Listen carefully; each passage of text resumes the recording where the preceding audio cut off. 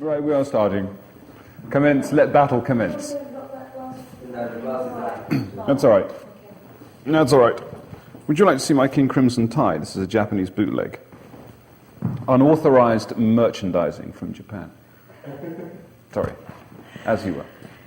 We were just talking about your early experiences of seeing the people who are now very big in the music business, and perhaps some of those who you thought might have made it and haven't. Can you give us some memories? Yes, I can. Yes, it seems like yesterday, actually, but of course there's been about 15 years of sweat and blood in between. But the rock music scene in England in the 60s was very exciting. Very exciting. I can remember as a sort of 14-year-old going and standing in sweaty clubs and thrilling to the sound of people who later became stars, such as Mick Fleetwood, who subsequently went off to Hollywood and became a big hero, and John McLaughlin, who became a famous guitarist. I'm sure I needn't tell you that he became a famous guitarist. And other such people as that. Graham Bond, he died, unfortunately. Ginger Baker was an early drum hero. But for a 14-year-old, this was a heady mix of rhythm and blues, sort of Ray Charles type rhythm and blues. They all used to play Genius plus Soul equals Jazz, the famous Ray Charles album. And it was exciting stuff, heady stuff for a 13-year-old. Loud, too, extremely loud. Jack Bruce played the bass, upright. John McLaughlin on guitar, Ginger Baker, Dick Hextall-Smith. And then there was John Mayall's group. That was a big, famous group. And all these people were players, more in the sense of playing ability and R&B and jazz, rather than singer-songwriters, So the American equivalent at the time didn't make much impression. That all seemed to be blonde kids talking about surf riding and stuff, which I didn't understand at all. That all seemed to be different to me. So I stuck very much with those kind of people who I thought were great. How did Yes form? A series of accidents, like all the best things. It was one of those. There's a musical paper here in England called Melody Maker. Am I allowed to say Melody Maker? This is a commercial country we're speaking to. And that had a Musicians Wanted column. And I put an ad in there saying, something modest like brilliant young drummer of excessive talent, needs job, something informal and friendly like that. And I think John Anderson rang up and answered the ad. And we all went off to a bar in Soho and discussed, we being John Anderson, Chris Squire, myself, and another character called Clive Bailey, who I believe is credited with some early Yes music, but then subsequently was kind of left the band, wanted to be a hairdresser, I think. Promises of great things to come. We all went off to a bar and sort of discussed this for a bit. At the end of a lot of drinking, they proposed that we go off to the Rachel Macmillan College of something or other in Deptford, East London, and play a gig. I said fine, and anything in mind that we should play. We'd never played before, and we played In the Midnight Hour by one Wilson Pickett for about 30 minutes. And I was very impressed by the fact that they could harmonize. It was a very much, right then it was vocally orientated, and that was exciting. I mean, that was very good. I'd not really heard harmony singing before. I thought that was very impressive. But I played hard to get because I had a couple of other offers. I had a couple of soul bands that were offering a job at the same time, and they were going to pay £30 a week. At the current exchange rate, about $35 a week. And that was good money, that was fine. And Yes who weren't at that time called Yes, were going to promise absolutely nothing but, blood, sweat and tears kind of thing. And, but I was much attracted by John Anderson and Chris Squire, who I thought were very imaginative people, and wanted to do something, as everybody does, called different, to the current scene. And so I said, well, count me in, that sounds great.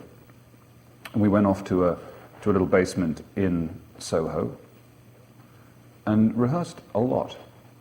And some of the early music we rehearsed was quite odd. It was Vanilla Fudge, Diana Ross, Supremes. The Fifth Dimension made a big sort of indent in John Anderson's head particularly. They were a vocal group, and so he thought, well, what we'll do is we'll sing the vocal harmonies kind of the way they did, but we'll stretch the arrangements. And then we became known for doing long-winded versions of things like West Side Story and all kinds of odd music, with some technical dexterity. at the time, what was considered great technical prowess. I mean, it was absolutely abysmal music, really. It was thoroughly wretched. But at the time, it seemed advanced, you know, bearing in mind the Beach Boys were doing whatever they were doing, and in England, there wasn't much else. So that's kind of how Yes started. Then I went off to college because I had to university in Leeds in the north of England. I had a position offered there, and I said, to hell with Yes, they're not getting anywhere. You know, we'd done 6 months. And I went off to college. They got an offer to play at the Royal Albert Hall in London, which was a big gig supporting the Cream. At which point my college career looked like it was less fun than it was going to be. And I suddenly thought, well, it would be nice to play with them again. They came to Leeds University to play a gig. Regrettably, they had an alcoholic drummer from a band called the Cougars, who once supported the Beatles. He was a great man, but he was about a quarter note behind the rest of the band. And if you know anything about music, that can be problematic. They said, help. I said, I'm in. And off we went, and we did the Royal Albert Hall, and proceeded to go downhill from then on for about 2 years, to the point where about 2 or 3 years later, we were pretty much destitute. We had the wrong manager, the wrong kind of records. In fact, everything about the group was more or less wrong at the time, and we were just about to break up when we recorded the Yes album and changed manager, and then, as they say, the rest is kind of history. What songs do you feel show Yes at their best? Well, I think Yes was a very good pop group, and one of the laws of pop music is that, you know, the best songs are the hits. I mean, that's what pop groups are for. They make hits, and if everybody likes it, then it's the best song. So, you know, Owner of a Lonely Heart shows Yes at its best. But of course, before that, in the fanciful and heady days of the early 70s, we thought we were little more than a pop group. You see, we thought we were something a bit more artistic. I mean, all this sounds terrible now, of course, in retrospect, but we thought we could do something a bit more interesting than that.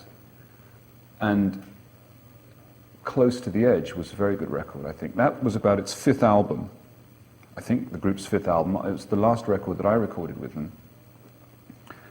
It took 3 months to make, which is forever and a day. And these weren't sessions that lasted 6 hours. This was, you know, this was dusk till dawn or death, whichever came first, you know. And I used to fall asleep in the studio literally at about 4 in the morning and be woken, you know, by Chris Squire to the sound of his bass reverberating around the control room, you know, wake up, do you like this mix, you know. And we did actually make a good record, though. It was one of those absolutely extraordinary kind of things where everything was right. A year earlier, everything had been wrong. By that stage, we had Eddie Offord, who was a young engineer, who subsequently went to Atlanta. A very good young man, and he was a very exciting character, and the group was hot. The material was adventurous, and by some miracle that really nobody could take credit for, it was an accident of circumstance, we came up with a good record. And a record like Close to the Edge, or King Crimson's, what was that called? In the Court of the Crimson King, sell as many copies now as they did 12 years ago, of course. What are your fond memories of the band? Of Yes? Fond memories. I look on the whole thing, on the whole, as being a great experience. It was a lot of fun, and of course it was my first group, like a girl's first boyfriend, you know. I mean, it was important. It was very important, you know. And on the whole, I thought we achieved fantastic things, and riding into JFK in a limousine and seeing that our album, I mean, we were only 4 or 5 kids from England, kind of thing, seeing that our album was number 3 in the American chart, you know, a couple of shades under Frank Sinatra, surprised the heck out of me. I thought it was great. It's fantastic. At the same time, I didn't want to continue with that. It seemed to me a bit like a bank robbery. You know, you'd carried out this amazing trick. You'd made it. You know, fantastic. And in the making of it, then the thing went cold. Once you've made it, why bother to sustain that, was my thing. And then I left the group. But it was very hard to explain to others why wishing to continue having made it seemed like an incredibly boring idea to me. Making it is everything.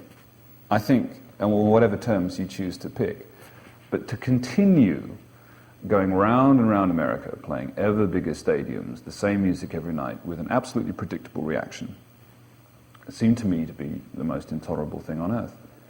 And so I made a change to another band. Who were your musical influences? Anybody who ever appeared on my record player, of course. And when I grew up, I went to a kind of a private boarding school, and you come very much under the sway of other older boys there. And there was a fully fledged jazz orchestra, there was a jazz quartet, very good jazz drummer. The jazz record collection was about this big, all imports from the States. And the Beatles and Rolling Stones appeared, and they were 2 albums about this big. And they didn't make any impression at all, really. We all sat down and dutifully listened to Please Please Me, which you may remember, I'm sure you're far too young, was an early Beatles record. And everybody said, well, I can't hear anything happening there at all. You see, from a player's point of view, there wasn't that much happening on Beatles records. It was a song thing. And I came very late in the day to the idea of listening to the song. I'm a drummer. And for me, everything that was exciting about the tune was the instruments. The fact that some nauseous wimp had to sing on top about I love you, please hold my hand, didn't cut it either way for me at all. That seemed to be incredibly dull. And got in the way of the instruments. Of course, the singers always think that the instruments are getting in the way of the song, but the players always think the song's getting in the way of the instruments. So really, there's no denying the fact that I was brought up as a jazz drummer. That if you're interested in drumming, and the same thing applies today, if you're interested in drumming, the place you go to is not to Duran Duran or Spandau Ballet, you go to jazz, because that's where, in the Western world, the most advanced drumming exists. And if you want to listen to good ideas and hear what can be done on a drum set, you go to jazz and you hear the best of the black American players right now, and some very good English and white Americans too, but primarily it's an Afro-American art form. So I grew up with that, and when I heard Charlie Watts playing with the Stones, I liked Charlie very much, he's a dear man, but I couldn't understand what all the fuss was about, couldn't see it. So it puts it in perspective. I was a player more than a singer, singer-songman. Who were your drum heroes? Well, all the guys, all the big American names through the 60s, which would be Max Roach and Art Blakey and Philly Joe Jones and Tony Williams and Elvin Jones. And since in England, in the late 60s, there were only a couple of other drummers that anybody knew about. One was Ginger Baker, who was terrific, basically a jazz player anyway. And he went on to be in the Cream and lots of other famous bands. Anyway, Ginger was terrific when he was young, thin, hungry, and lean. He was great. And the other guy was Carl Palmer, who had the world's fastest snare drum roll. And of course, in music, there's always a position for the man with the best technical dexterity. So there was Ginger and there was Carl, and it wasn't very difficult to, if you were given other challenging musicians in the group, to add a little something to drumming as it was in the late 60s and late 70s, and I'd like to feel I made a small contribution. But in England, influences were very rare. England is not a drumming country. America or South America or India or Africa or China or Japan are drumming countries. England has no drumming worth talking about. What musicians have you played with and why?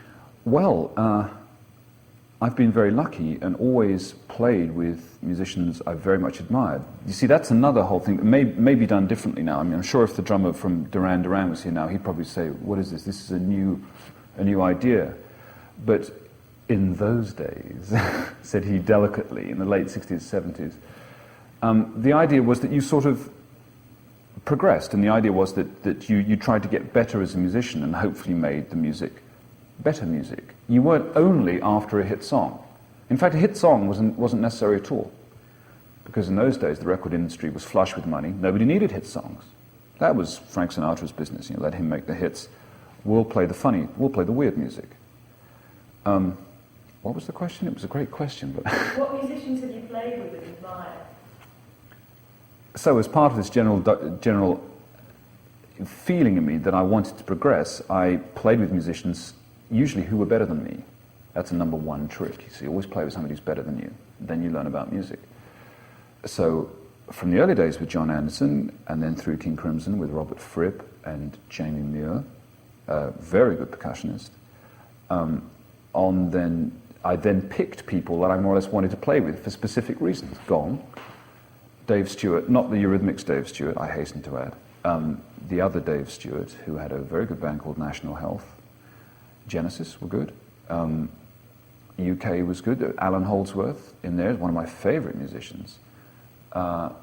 More King Crimson, Tony Levin and Adrian Ballou in King Crimson now are both superb musicians. Tony Levin's played with everybody. He was probably on These Boots Are Made for Walking we were talking about earlier. You know, Tony Levin's played with everybody, all that Paul Simon stuff. Marvellous musician. The last person I played, I think I just played with Aldi Meola and Jamaluddin Takuma from Philadelphia, both great guys. David Murray, saxophone player. I've been very lucky. It's partly luck. I mean, I sit here and tell you it's luck, but in fact it also is sort of skillful negotiating through some choppy waters to try and play with the people who you think you can gain something from. And I don't mean 80 quid. I mean, you know, something you can learn something from, and that's how you develop as a musician. That's how you provide your own future. And that's why you're interviewing me now. Simple. Can you describe your perception of the American rock scene in the 60s? Well, it was rather a distant foreign country, America. I remember just on the eve of my first American tour, asking my father, you know, if he knew whether California was on the right or the left of the country, and he thought the right. You know, in other words, we were a long way from America. My father wasn't sure where California was. I located Boston on the map just before we played there, kind of thing. I didn't know anything about America. I knew it had jazz, and I drunk that like crazy. I couldn't get enough of that. But American pop, or the more lightweight music of the Beach Boys and around that kind of late 60s, early 70s stuff, I didn't know anything about it at all, apart from Tamla Motown, Smokey Robinson. All that Tamla Motown and stuff, you'll find a lot of people like me will tell you they loved all that, and they did indeed. And Aretha Franklin, you know, I mean, if Aretha Franklin comes, as she did recently, to play in Victoria, here in London, I'll go and I'll just die for Aretha Franklin. I think she's wonderful. So on the whole, the blacker side of American pop appealed to me more than the lighter, whiter side. Can you describe the rock music scene in England in the late 60s and early 70s? Yes, very easily. Very easily. It was very, very exciting. But that was all due to a group called the Beatles. Remember them? You see, they appeared in 64 or 65 or 66 or something and started doing everything their own way, which was considered very odd, that suddenly you didn't need A&R people, you didn't need record companies. You could design your own album sleeve. You could be there at the mix of your record. What's more, you could have some say about the words that you sang. I mean, all this was wonderful, you know. And so the Beatles, apart from making good music, have a lot, you know, to be thanked for. So we all started busily doing the same things as they were doing, making weird kind of acid-ridden records, you know, and generally behaving in an odd fashion, making long-winded instrumentals. And somehow the industry, being fairly flush with money as it was at the time, could support all this. Nobody kept ringing us up, ringing Yes up, for example, saying we must have a hit. You know, nobody minded about hits. That didn't really seem to be an important thing. So the Beatles blew everything wide open, which was fantastic, and all that you had to do was be different from the previous band. Kind of unlike now, where kids regrettably have to be very like the previous band in order to get a job. You see what I mean? And then the whole thing was, if the bands that were around when I started, namely Yes, King Crimson, Moody Blues, Nice, Jethro Tull, etc., if you sounded like any of those people, forget it. You know, the point was to be different. And that's slightly different now, you know, and so it was very exciting. We could do anything we wanted to do, and did. Talking about those other bands, in this program it's about the progressive rock scene, and we're highlighting bands such as Traffic and Jethro Tull, Genesis, CRP, Yes, King Crimson. Any comment on any of these bands? Yes, all those bands I knew, of course, and grew up with, and know all the musicians and all those people, and you know, we're all buddies and had a good time on the whole.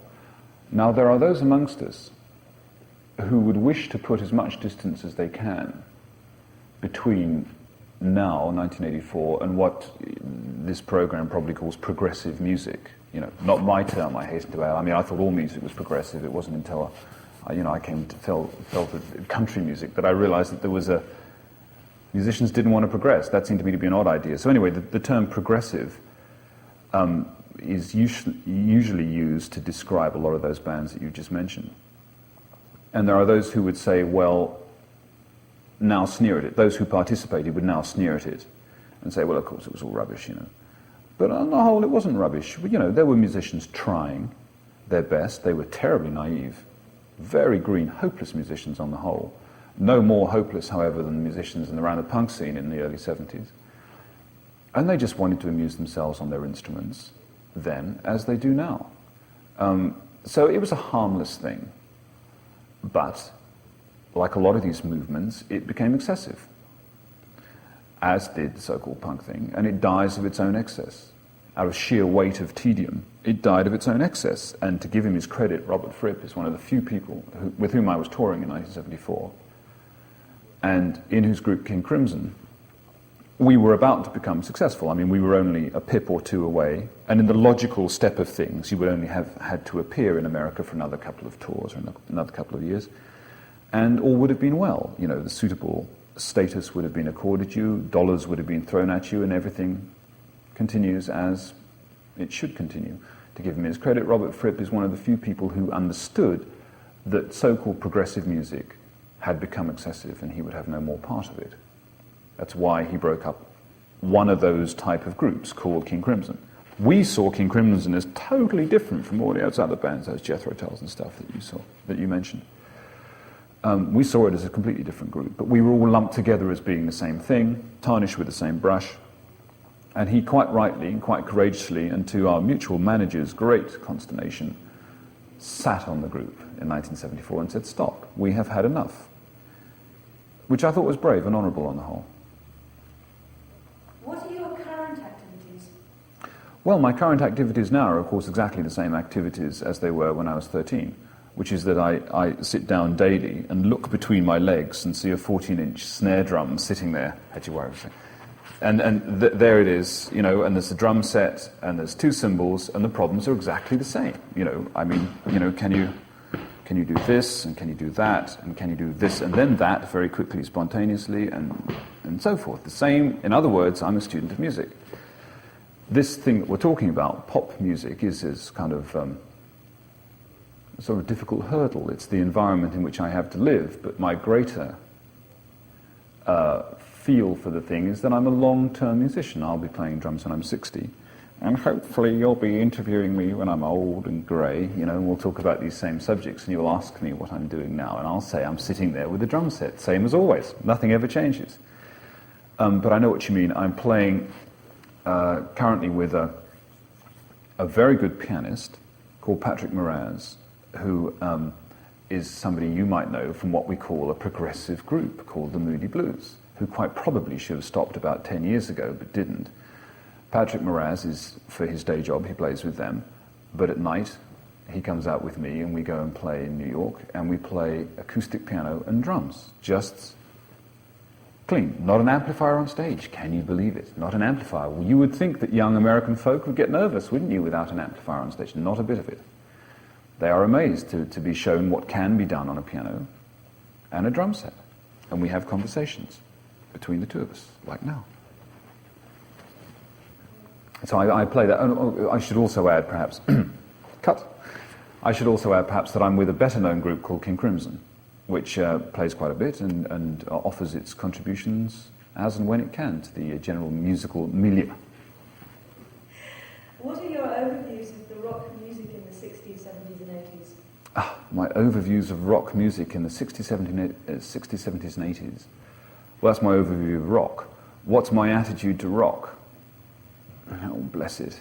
Bless it. It's a difficult little beast. It's an adolescent that won't lie down. It won't ever grow up, which I'm entirely grateful for.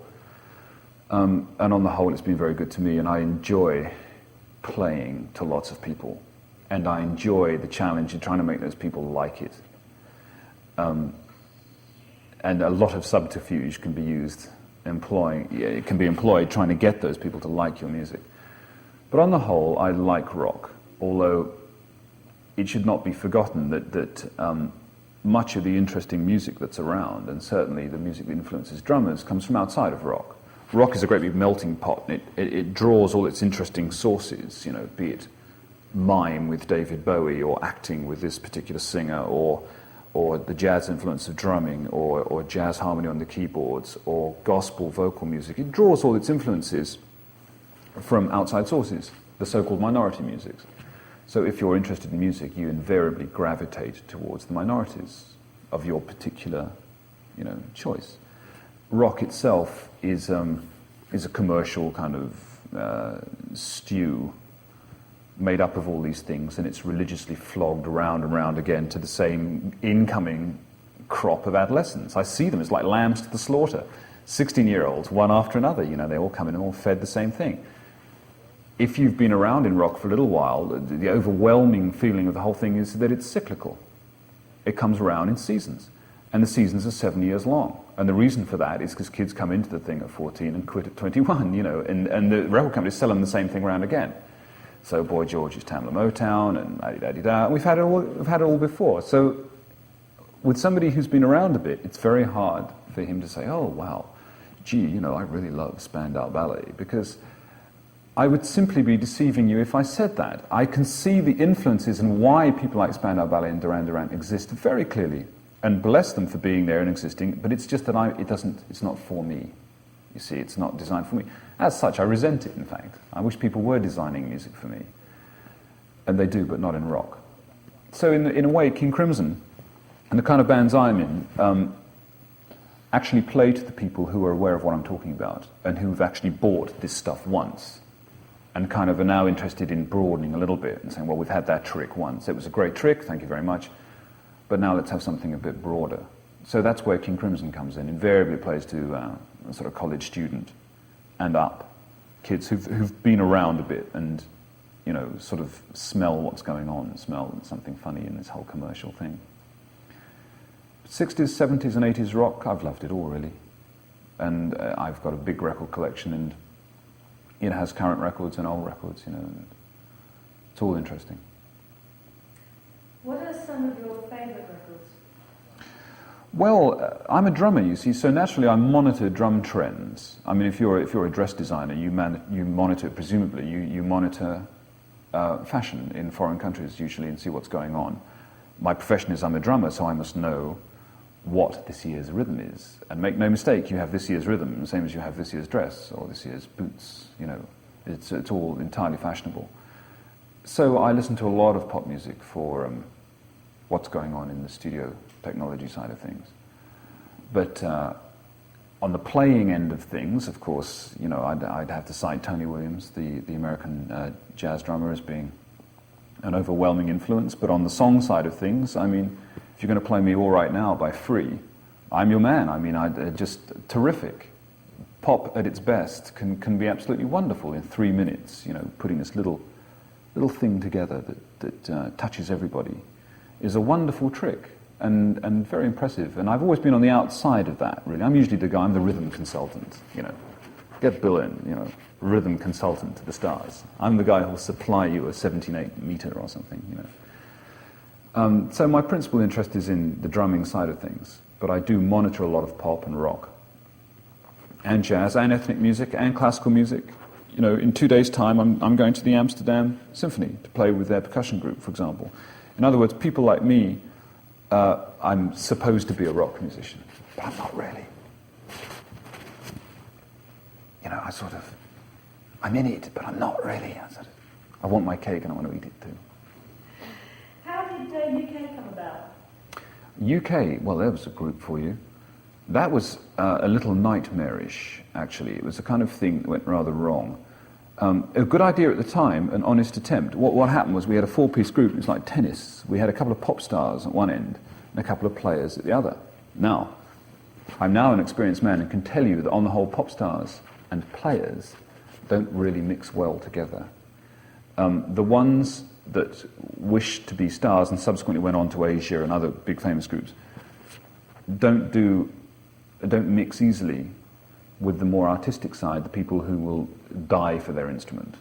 basically, and who have actually a purity of motif, a purity of motive that isn't necessarily about creating a machine that will produce as much money as possible in the shortest possible time, which is the general ethic that we work in.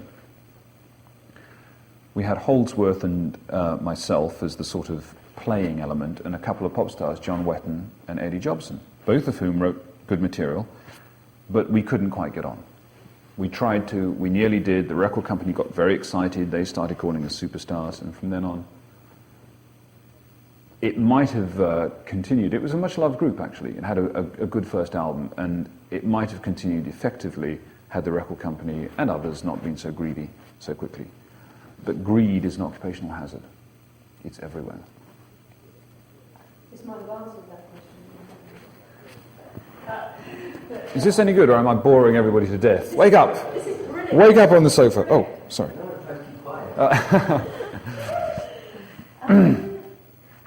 How did the long-running association with Robert Fripp and King Crimson begin? Well, Yes and King Crimson were comparable in stature type of bands in the late 60s, except that King Crimson kicked off in 68 with a mega platinum album, which has sold millions of copies worldwide and still does to this day. Yes started off with a miserable and wretched record, which sold almost no records and went downhill fast from there. So King Crimson were the more popular band in London in 1968, 69, 70, 71. You wanted to work with King Crimson, not with Yes. Quite apart from that, I always wanted to be in King Crimson because Yes was very much geared towards entertainment. It was, in the best possible sense, you know, the morality was, well, you know, if you pay your $10, you know, admission, then it is our duty to make sure you have something called a good time. Now, I never quite understood what that meant. I thought the idea was that if you paid your $10 admission, what you wanted me to do was my best and produce the purest and most effective music I possibly could. And I'll let you judge whether you like it or not. It's the difference between entertainment and, dare I say it, the artistic method. You see, it's a different psychology. So these two bands sounded different and actually pertained to this different psychology. I always felt uncomfortable in Yes and wanted to be in King Crimson. I let this be known. Yes and King Crimson played many dates supporting each other. You know, sometimes Yes supported King Crimson, sometimes King Crimson Yes. Many dates around America. And I sort of let it be known that I'd like to be in King Crimson, and that this was obviously heresy, because by this stage, Yes was a huge band, and everybody was rolling in dollars, and everybody was having a thoroughly terrific time. King Crimson had gone downhill rapidly, as far as its earning capacity had gone. And I remember telling Robert about this kind of thing, and he invited me to join his band, King Crimson, with the immortal lines in a Dorset accent, which I won't possibly hope to reproduce for you, to the effect of, I think you're about ready to join King Crimson now, Bill. He always saw the musicians like tomatoes, should we say tomatoes? Like tomatoes in a hothouse kind of grew to fruition somewhere else, preferably in somebody else's group. Just when they were ripe for plucking, you would pick the best people for King Crimson, which is what he did. And that was great, and I was thoroughly enamored of that idea. I thought it was a good approach, and we dutifully set off to make our first album called Lark's Tongues in Aspic, which was great. Am I looking at you too much? Maybe I am. It's okay? Great. It's harder to talk to a wall or something. Talk to me! Yeah. 4 o'clock. Right. What songs do you feel show King Crimson at their best? Oh, we're nearly at the end of the interview, aren't we? Wait for the personal questions. Oh, yeah, the person, I like that stuff. What songs show King Crimson at its best? Well, now, lots of good stuff. Schizoid Man was terrific, an early tune that's now much dated. You know, to talk about schizoid people now is, of course, a dated kind of idea, but at the time it was hot. Then we went on and we did Lark's Tongues in Aspic, Part 1, which I thought was great. It was red. It was nice. But, of course, if you ask musicians like me which is his favourite tune or favourite concert, he's bound to reply the one he's about to do, or the one he's working on now, or the one tonight. because obviously the past is all just a diary of your misdemeanors, really. It's a futile kind of diary of all the things you can't do. I look at the last 20-odd albums I've been on, and all I can think is, how sad that I wasn't better than I was at the time. So musicians will always tell you that their favourite material from the band or the favourite material they're working on is the current stuff. And of course, I prefer current King Crimson music to the old stuff that we did. And consequently, Three of a Perfect Pair and Nuage and stuff like that, I think is good, modern, sensible, electronic music for grown-ups. It's not for beginners, it's for grown-ups, which is okay. Do you have any fond memories of the band being King Crimson? Yeah, lots of fond memories. That band used to argue all the time as well, but I can remember, I think, a TV show from California sometime back in 1972, I think, called Midnight Special. Was it Midnight Special? Midnight Special, I think. And I remember playing Lark's Tongues in Aspic Part 2, which is a very odd piece of music on the whole, in some perverse kind of meter, to 21 million Americans, and thinking, this is marvellous, If this is what drumming is, this is great. Because I was fully occupied, I was not routine. The drumming was inventive, it was mine, the music belonged to the group, and there we were with a mass audience. And I love it when pop and rock and people like me are allowed anywhere near the mass audience. That's usually a mistake, you understand. It's usually on the whole better to keep people like me and Robert away from the mass audience. But occasionally mistakes occur, and we are on mass television shows, and I just really enjoy that kind of thing. I think it's marvellous, the idea of that particularly odd tune wafting its way across the airwaves into 21 million American households. I think it's great. We've heard about when you actually dived into the swimming pool in the middle of water from Steve Howe. Have you any other experiences like that? Do you do that often? No, I don't do it often. Accidents? No, I don't. Just that the more sober side of the group, actually, and particularly in the early days, there was never any money around. I was telling you earlier that we didn't bother that much with making hit records, and consequently we weren't really rewarded with hit money, and so we did everything on a shoestring. And that meant saving hotel bills wherever possible and driving back, Glasgow to London at 4 o'clock in the morning. That's a long way, folks, for us American friends. Glasgow to London's a long way. And we had an overpowered car, and it was extremely dangerous. Extremely. I remember most of my life in Yes, and the early life, a lot of road work in England, just sitting in a pool of cold sweat most of the time, at about 90 miles an hour. And it was terrifying, absolutely terrifying. I then decided I wouldn't travel with the band. I'd make my own alternative arrangements, because it was getting so suicidal. And sure enough, they did go off the road. Happily, nobody was slaughtered, there was no bloodbath, and Yes is now a very popular group, and the original members are still alive, I'm very happy to say, but it was a close call. Are you a family man? Yes, I'm a family man. Absolutely, I have 2 little ankle biters.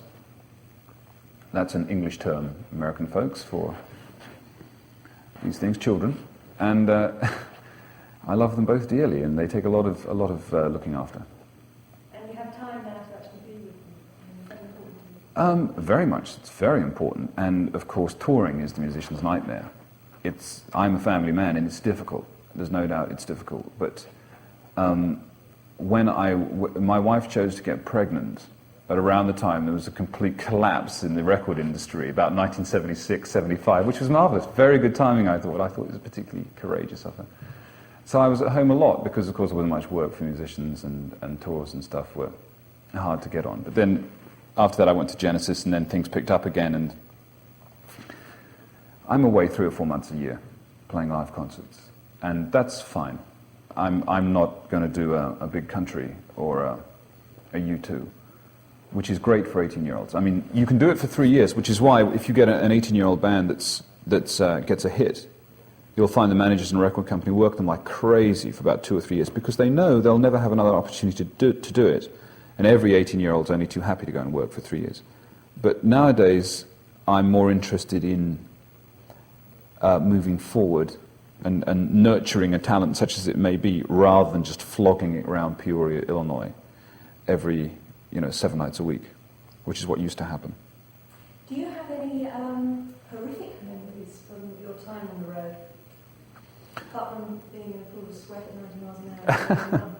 Horrific memories. Well, the whole thing's pretty horrific on the whole. It's of course a lunatic occupation. I mean, just talking in more broad terms now.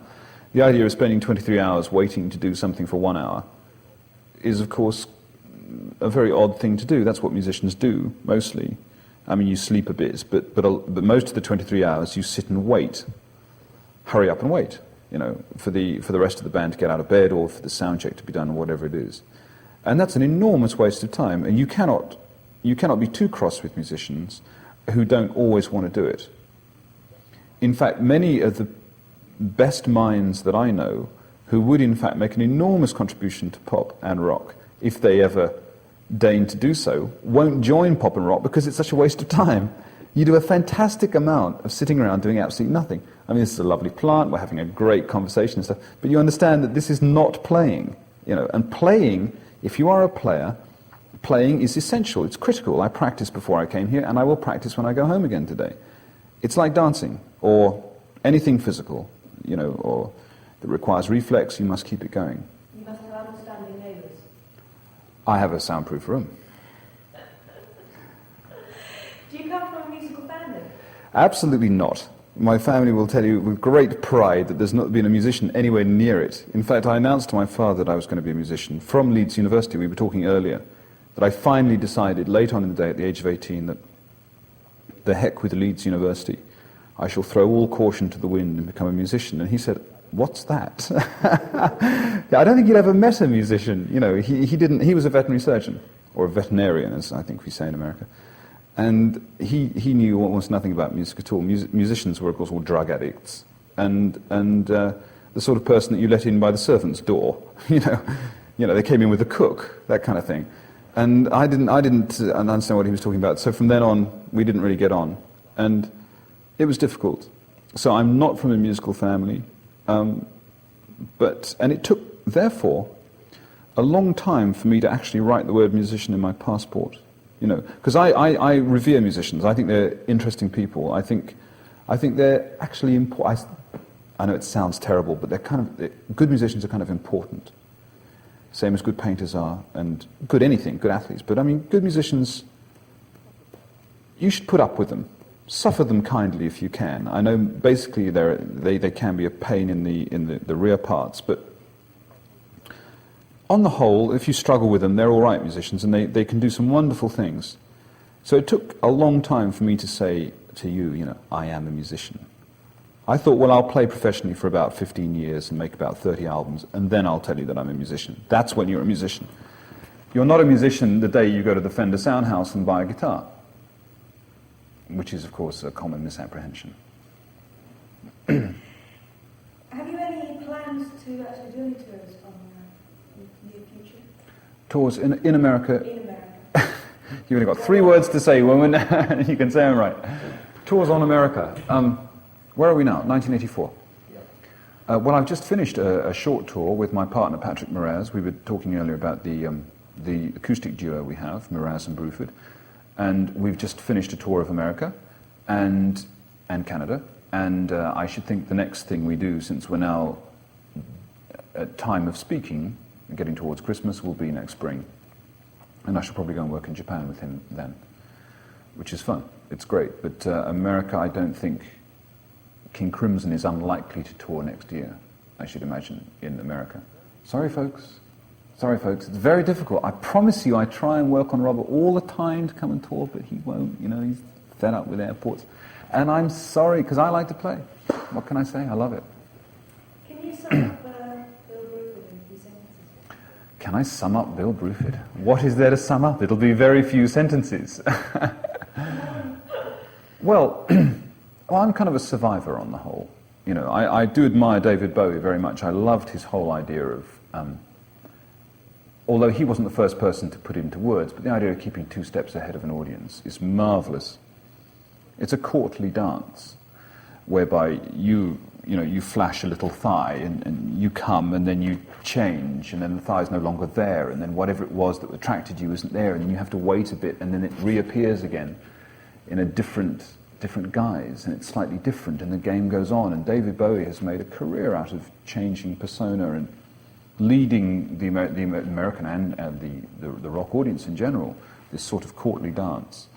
And so for him, so it is with musical instruments. You must also constantly reinvigorate your instrument and come with new things. And probably as soon as the audience have understood it, drop it. It's the key to survival, you see. The key to death is repetition. That's why the industry keeps getting you to repeat things, because then it throws you out like old duds at the end, you see. Whereas if you keep moving and the ideas keep coming, so the courtly dance or the chase keeps going. And it's very exciting staying one step, or trying to stay one step ahead of current fashion. In my terms, it's drumming. But I understand it on the broader issue too. You know, for politicians do the same thing. David Bowie does the same thing, a past master. So on the whole, I'm a survivor, and I've made a kind of technique out of trying to stay ahead of the drumming game. And on the whole, I look well on it, don't I? Do you have any time, when you're not drumming, and doing interviews for MTV, for any other hobbies? Yeah, Scalextric. Now, you won't know what Scalextric is. You're a girl. Girls never play Scalextric. That you do? For our American viewers, it's a small model electric cars which can be raced and betted on with great ferocity. And a group of half a dozen men racing small electric cars about that big have been known to lose pounds and pounds in weight and money in my house. That's wonderful. Well, I can't think of anything else to ask you. Anything else you want to? Anything else I want to say? Brilliant. Oh, no. But any sort of like any really controversial stories that you've been American with? Controversial stories, yeah. Yes. Yeah. You don't have dinner with President Reagan? No, we did meet Mayor Koch in New York. That was quite interesting. That's only of interest in New Yorkers. I know I should drop more names, but I'm not, you know. Okay, thanks. Is that all right? Yeah. Have we done all right?